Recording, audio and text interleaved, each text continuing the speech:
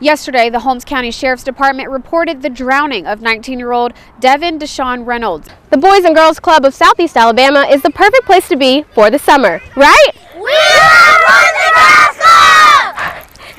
In Dothan, Iyani Hughes, WTVY, your hometown news leader. One county road causing a lot of damage. I'm Iyani Hughes, and coming up, just one day after a fatal crash, we take a look at a road in Coffee County that's become known as deadly.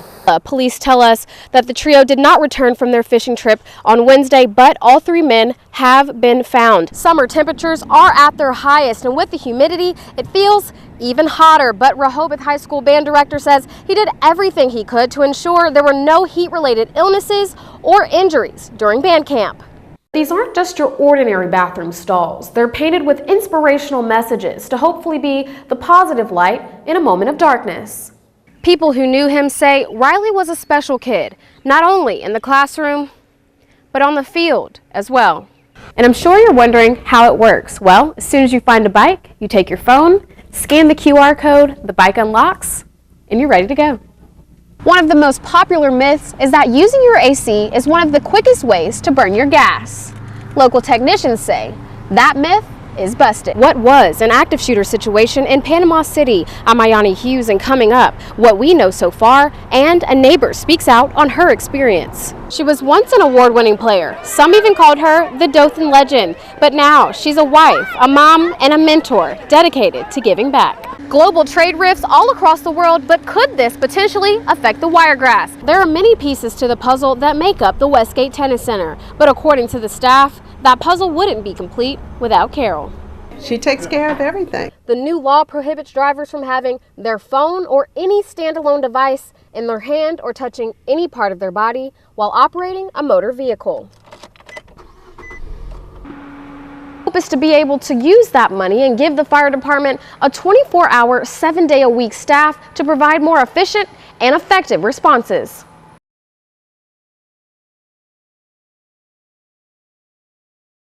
She's a warrior. She hasn't given up no matter what's been thrown at her. She constantly smiles, encourages others, doesn't slow down. She is Lily Mott, a 9-year-old warrior facing 3 pretty difficult life challenges. She has stage 2 planktonic astrocytoma, stage 2 brain cancer. She's got hydronephrosis of the right kidney. Her right kidney doesn't function all the way, and they just found out she has underacting thyroid, so her thyroid's not acting properly. It's hard to handle. It's a lot. Constantly having to be on the road, going to Pensacola, Destin, Birmingham, having 2 other kids as well, and trying to keep her in school so she can get her education, meet all the doctor's requirements, and still let her be a kid at the same time. But just looking at her, you would never know such a small girl has such big problems. Lily says she does her best to just be a normal kid. I don't even think about it. I just think about being a kid, like playing with my friends and everything. I don't even think about it. When Lily isn't in and out of hospitals or playing outside with her friends, she spends time with her baby brother and little sister. This is my sister Jasmine. She is 4 years old and she loves Paw Patrol.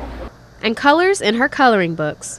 This is what makes me happy. It's like my comfort zone. The older Lily gets, the more problems she'll have to overcome. And in the midst of it all, she's been dreaming of 2 very specific things: visiting a Great Wolf Lodge and getting a golf cart so she can go wherever she wants.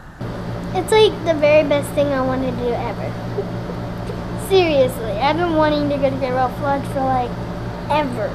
So her mom contacted Make-A-Wish Foundation, an organization that works with kids who have life-threatening illnesses like Lily, hoping they could make her dreams come true. She's a miracle. It gives me hope that no matter what I go through, I can get through it if she can, and so can anybody else. In less than 2 weeks, the halls of Girard Middle School will be filled with students.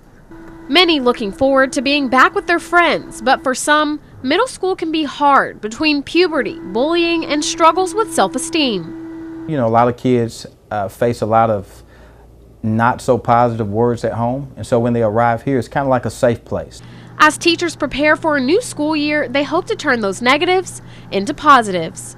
Anytime we can expose our students to positive messages, we try to do it. And they did, on an unexpected place. These aren't just your ordinary bathroom stalls. They're painted with inspirational messages to hopefully be the positive light in a moment of darkness.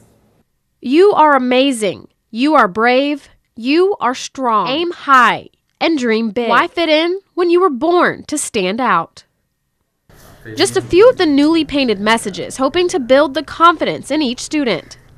While the paintings are a good start, in order to truly change the face of bullying and low self-esteem, teachers say these messages must be reinforced in the classroom. I believe it starts with me first.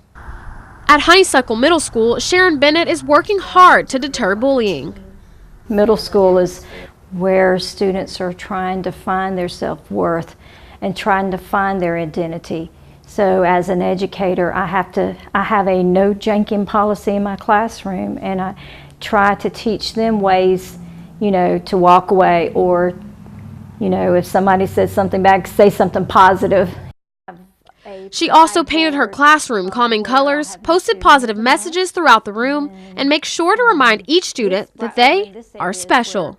I'll hang some student work, work that they're proud of or they've done an excellent job on. I think that's really what this project is all about, is positive words impacting our students. In Dothan, Iyani Hughes, WTVY, your hometown news leader. A tragic ending to what would have been a new beginning. Early Wednesday morning, Chevalier Paul was shot and killed in Albany, Georgia.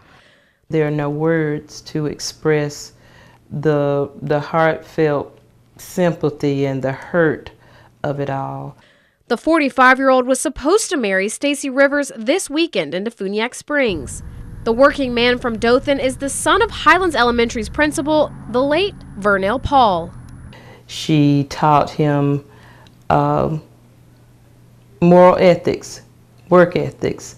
She instilled in him a love of community, a love of church, and he was really her living legacy.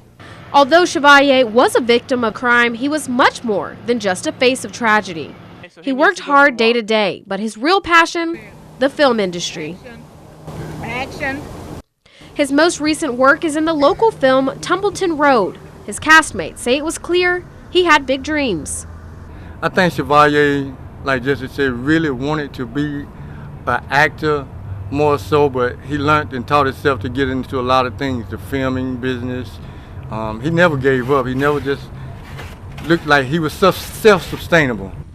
He was a real good person to have on set, real good character. Made the whole experience a lot more lighthearted for everybody. He's a really good guy. He was a good guy who is sure to be missed by many. In Dothan, Iyani Hughes, WTVY, your hometown news leader.